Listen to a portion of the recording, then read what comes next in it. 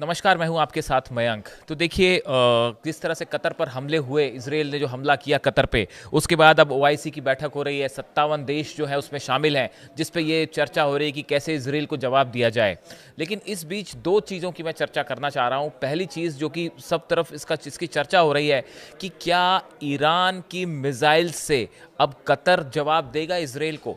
क्या ईरान अपनी हाइपरसोनिक और बैलिस्टिक मिसाइल्स कतर को देने जा रहा है। देखिए मिडिल ईस्ट में कुछ चीज़ें ऐसी हो रही हैं जो सब कुछ जिन्होंने पलट के रख दिया है। अब देखना ये है कि ये बात कितने आगे बढ़ती है।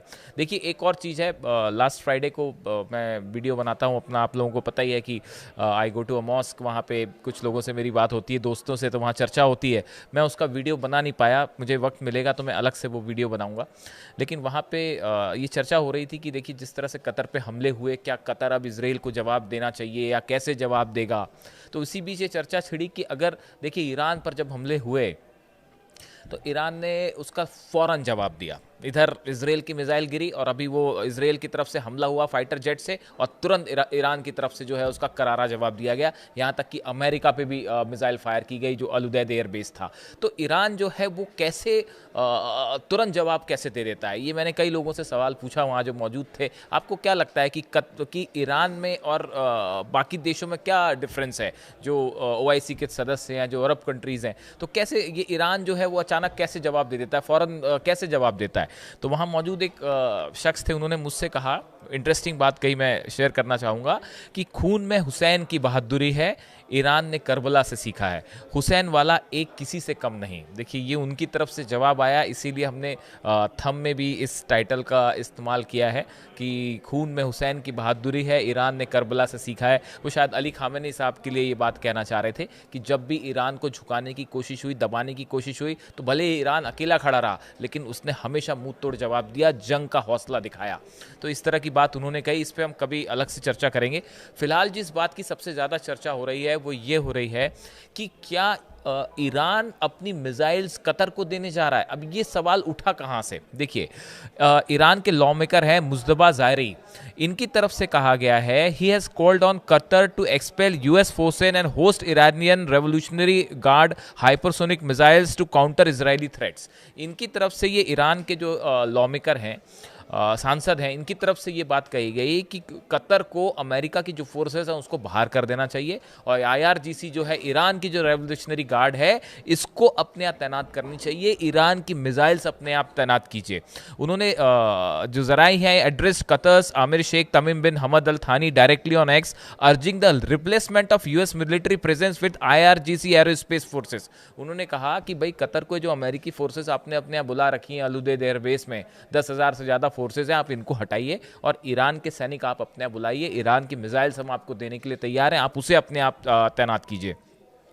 वैसी जो मेजर जनरल मुसावी हैं ईरान के, इनकी तरफ से एक बात कही गई, उन्होंने कहा कि Iran vowed Tehran will never hesitate to defend Qatar against Israeli aggression. उन्होंने कहा कि किसी भी तरह का इजराइल अगर हमला करता है कतर पे तो ईरान बिल्कुल नहीं हिचकिचाएगा कतर की मदद करने से।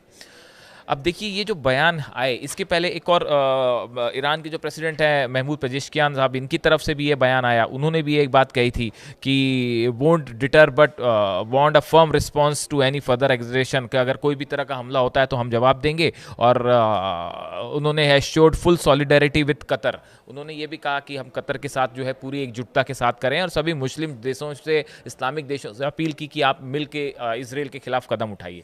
तो देखिए ये जो 3-4 बयान आए जिसमें यह कहा गया कि अमेरिकन फोर्सेस को बाहर करिए, ईरान की आईआरजीसी कतर की सुरक्षा करेगी, ईरान की मिसाइल्स आप अपने तैनात कीजिए, हम आपकी रक्षा करेंगे, हम आपको जवाब देंगे। अब देखिए इससे दो बातें हैं। पहली बात तो यह है कि क्या ईरान अपनी मिसाइल्स वाकई कतर को देने के लिए तैयार है, क्या कतर इसके लिए राजी होगा जो ऑफर ईरान की तरफ से आया है। एक बात तो ये है कि ये होगा या नहीं होगा, इस पे काफ़ी सारे लोगों की अलग राय हो सकती है। ओआईसी की बैठक भी चल रही है आज, उसमें भी जो है 57 देश इस पूरे मामले पे चर्चा कर रहे हैं। लेकिन देखिए एक जो बड़ी चीज़ हुई, वो बड़ी चीज़ ये हुई कि जिस तरह से कतर पर हमला हुआ उसके बाद मुस्लिम देश जो हैं, 57 इस्लामिक देश हैं, इनका विश्वास कहीं ना कहीं डोल गया है अमेरिका के ऊपर।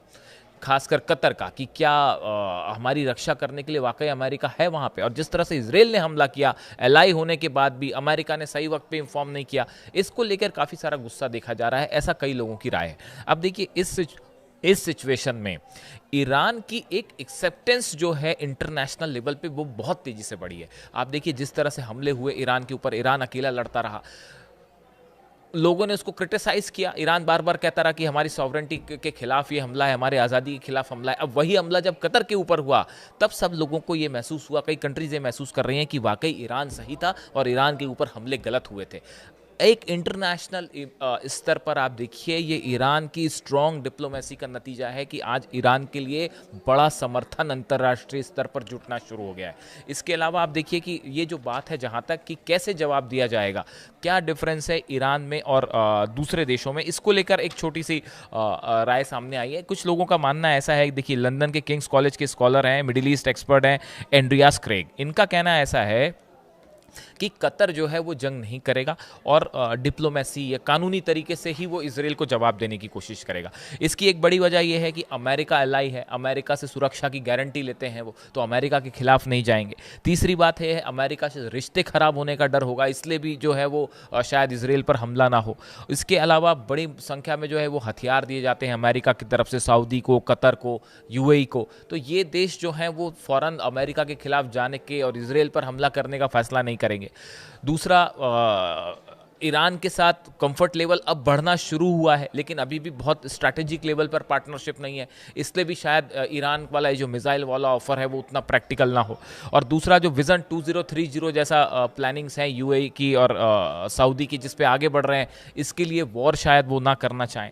लेकिन आप दूसरी तरफ देखिए ईरान में जब भी हमले हुए ईरान ने फ़ौरन जवाब दिया। इसका मुख्य वजह जो एक्सपर्ट्स बताते हैं कि इस्लामिक जो रेवोल्यूशन थी, वो इस्लामिक रेवोल्यूशन के जो प्रिंसिपल्स हैं उस पे आधारित है ईरान की फॉरेन पॉलिसी और ईरान की नीति। ईरान ने किसी भी तरह का जो उसके ऊपर सैंक्शंस लगे उसे अलग थलग करने की कोशिश की गई, इकोनॉमिक सैंक्शंस लगे उसकी कोई परवाह नहीं करी और बेबाक होकर हमेशा जवाब दिया। इसके अलावा जो हथियारों की बात होती है, ईरान ने रशिया से हथियार मिले हैं, चीन से मिले हैं, लेकिन ईरान ने अपने खुद की हाइपरसोनिक मिसाइल्स डेवलप करने में तेजी से आगे बढ़ा है। अपने खुद के हथियार बनाए हैं ईरान ने, उसको बहुत ज़्यादा दूसरे पर निर्भर नहीं रहना पड़ता। ये भी एक बड़ी वजह, जब आपके पास खुद अपने कंट्री में बनाए हुए हथियार होते हैं तो आप किसी देश के दबाव में नहीं आते। इसके साथ ही आपने देखा होगा कि जहाँ तक फिलिस्तीनियों की मदद करने वाली बात है, ईरान ने बड़े खुल के फिलिस्तीनियों का समर्थन किया और उसके लिए फिर जो परिणाम भुगतने पड़े, जब स्ट्राइक हुई, 12 दिन का युद्ध हुआ, तब भी ईरान ने जो है किसी तरह के दबाव में अली खामेनी साहब नहीं आए और वो उन्होंने बेबाक जवाब दिया, चाहे अमेरिका खिलाफ हो, चाहे अरबियन कंट्रीज खिलाफ हो, चाहे जो है वो इसराइल की तरफ से हमले हो रहे हों, बट ईरान अकेला लड़ता रहा लेकिन फौरन जवाब दिया उसने। शायद ये इसी वजह से वो भाई साहब जो कहना चाह रहे थे कि खून में हुसैन की बहादुरी है और ईरान ने करबला से सीखा है, हुसैन वाला एक किसी से कम नहीं, इस तरह की जो बात है वो शायद इसीलिए कही होगी उन्होंने। अब सोशल मीडिया पे मैं देख रहा था इस तरह की बातें कही जाती है कई जगह। अब देखिए इन स्थिति में सवाल ये है कि ये जो ओआईसी की बैठक है, अब इसमें क्या फैसला होने वाला है? क्या इसराइल के खिलाफ कोई बड़ा एक्शन होने जा रहा है? और ये ईरान की मिसाइल्स वाली जो बात है, देखिए ईरान के मिसाइल्स ने वो तबाही मचाई इसराइल में कि एक आइकन बन गई है ईरान की मिसाइल्स की, एक मतलब उसका एग्जांपल्स दिए जा रहे हैं कि देखिए मिसाइल्स तो ऐसी होनी चाहिए। अब इसको लेके ये जो बड़ा ऑफर ईरान की तरफ से है कतर को कि आप हमारी मिसाइल्स लीजिए, हम सुरक्षा की गारंटी देते हैं आपकी, हम आपको धोखा नहीं देंगे, तो अब ये सोशल मीडिया पे एक चर्चा का मुद्दा बन गया। और इसके बीच में ओआईसी की बैठक, अब देखते हैं इस बैठक में क्या निकल के आता है। इससे जुड़ा जो भी अपडेट होगा हम आप तक पहुंचाएंगे। Thank you so much.